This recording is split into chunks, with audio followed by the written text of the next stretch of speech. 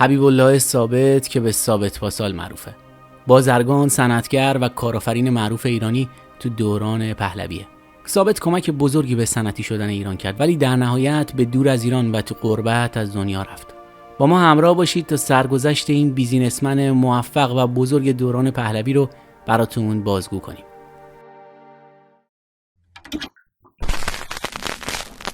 قبل از شروع از پایین همین ویدیو عضو کانال ما بشید و با زدن دکمه زنگوله کنارش قبل از همه از ویدیوهای جدیدمون مطلع بشید. سال 1282 تو خانواده معمولی تو محله کلیمیای تهران به دنیا اومد. اجدادش از یهودیای کاشان بودن و پدرش عبدالله که پارچه فروش بود تو میان سالی بهایی شد. اجداد مادریش هم بهایی بودن و مادرش کشور ارجمند از خانواده پزشکان برجسته بود. حبیب تحصیلات ابتداییش رو تو مدرسه تربیت که تو چهارراه حسن آباد بود گذروند. مدرسه تربیت رو بهاییان تو تهران تأسیس کرده بودن و معلمای بهایی آمریکایی اونجا تدریس میکردن. بعد از 6 سال درس خوندن تو مدرسه تربیت به مدرسه فرانسوی سن لویی رفت. مدرسه‌ای که اکثر فرزندان اشراف اونجا ثبت نام میکردن. حبیب تو خاطراتش نوشته که مدیران مدرسه میدونستن که وضع مالی دانش آموزان از چه قراره و اینم میدونستن که وضع مالی ما تعریف چندانی نداره و میخواستن برای بهتر شدن اوضاع مالی من راه حلی پیدا کنن. یکی از همکلاسی‌های من غلام حسین مصدق پسر مصدق السلطنه معروف بود. با جناب مصدق السلطنه تماس گرفتن و ایشون هم قبول کردن که بعد از تموم شدن مدرسه من به منزل اونا برم و همراه با غلام حسین درسامون رو مرور کنیم و در عوض ماهی 6 تومن به من پاداش بدن و این کمک بزرگی برای مخارج تحصیل من بود. حبیب تو مدت تحصیل تو مدرسه سن لویی توی مغازه دوچرخه سازی تو خیابون چراغ گاز مشغول کار شد. صاحب این مغازه مردی بود به نام محمد تقی.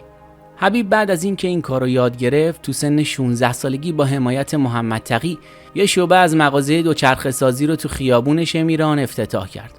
تو ایام تعطیل به کسانی که برای تفریح به شمیران و قلهک میرفتن دوچرخه کرایه میدادن تا به تهران برگردن. کم کم کاروبار ثابت گرفت و وضع مالیش یه مقدار بهتر شد. درس و نیمه تمام رها کرد و کنار محمد تقی رانندگی و مکانیکی یاد گرفت و یک کامیون کوچیک رو تبدیل کرد به ماشین حمل مسافر و تو تابستون تهرونی‌ها رو از میدون توپخونه میبرد قلهک و تجریش. 18 ساله بود و با پولی که پس انداز کرده بود یه ماشین سواری فورد خرید و تو مسیرهای خارج شهر مسافر میبرد. یه مدت هم زائرا رو به عراق و کربلا میبرد. سال 1304 به بغداد و بیروت و از اونجا به فلسطین رفت و با شوقی ربانی که اون زمان رهبر جامعه بهاییت بود ملاقات کرد. این دیدارها و ملاقاتها و حمایت‌های مقامات بهایی کمک زیادی تو پیشرفت و رشد اقتصادی ثابت داشت. تو همین سفر یه ماشین سواری دیگه از بیروت خرید و تونست اونو به 2 برابر قیمت تو تهران بفروشه. این کارو چندین بار دیگه تکرار کرد و تونست بازم پول پس انداز کنه. کمی بعد برای آشنایی با کارخونه‌های ماشینسازی به فرانسه و ایتالیا سفر کرد. 2 دستگاه کامیون از فرانسه خرید و بعد از برگشتن به ایران تو سال 1314 اولین شرکت حمل و نقل مدرن رو تو ایران به اسم اداره حمل و نقل ثابت تأسیس کرد. بعدم با خریدن کامیون‌های بیشتر مؤسسه ثابت رو توسعه داد. داییش اون زمان معاون وزیر پست و تلگراف بود. با کمک داییش امتیاز حمل و نقل بسته‌های پستی شمال کشور رو گرفت. کاری که قبل از اون با الاغ انجام می‌شد و کم کم به خاطر حسن انجام کار امتیاز ارسال بسته‌های کل کشور بهش واگذار شد. با شروع ساخت راهن ایران حمل و نقل مسائل ساختمانی از خرمشهر به تهران و بندر شاپور رو مؤسسه حمل و نقل ثابت انجام میداد و بعدتر با ایجاد اختلاف بین دولت ایران و روسیه و قطع شدن واردات ریل از روسیه بخش‌هایی از احداث راه آهن هم به شرکت ثابت واگذار شد. حبیب ثابت به وسیله‌ای که از دوستاش با دختری تو شهر رشت به اسم بهاره باقرف آشنا شد و باهاش ازدواج کرد. این ازدواج که اوایل جنبه‌های منطقی و حساب شده داشت تبدیل به زندگی عاشقانه شد که تا آخر عمر ثابت پا برجا موند و خودش گفته که بیشترین زمانی که از همسرش شده بوده 2 شبی بوده که با محمد رضا شاه به مسکو رفته. حاصل این ازدواج هم 2 پسر به اسمای ایرج و هرمز شد. حبیب از کودکی به نجاری علاقه داشت. 29 ساله بود که کارخونه ای را اندازی کرد و لوازم خونگی و اداری چوبی تولید میکرد. اون ماشینالات مدرن نجاری زیادی رو از آلمان خرید و با آوردنشون به ایران نجاری رو به حالت صنعتی درآورد. رضا شاه و ملکه برای بازدید کارخونش رفتن و اونقدر از کار خوششون اومد که رضا شاه خیلی از ساخت و سازهای دولتی رو به ثابت سپرد و به قول خود حبیب اونقدر چوب در اختیار کارخونه قرار گرفت که جای نگهداری اونا رو حتی نداشتن. حبیب به خاطر سخت کوشی، نظم و فعالیت‌های مختلف تجاریش شهرت خیلی زیادی پیدا کرده بود که ایران درگیر جنگ جهانی دوم شد و کشور دچار هرج و مرج شد. همون تاریخ‌ها ثابت به همراه خانواده‌اش به آمریکا رفت و کارخونه نجاری و بقیه کارهای تجاریشو به پدرش سپرد. تو نیویورک دفتری اجاره کرد و دوباره کار رو شروع کرد. بیشتر فعالیتش تو زمینه صادرات و واردات بود. شرکتی به اسم فیروز تأسیس کرد و جنسای کوچیک مثل جوراب زنونه، خودنویس و لوازم آرایش رو با بسته‌های کوچیک به ایران میفرستاد. چون جنگ بود و امکان فرستادن کالا به ایران به وسیله حمل و نقل دریایی و هوایی وجود نداشت.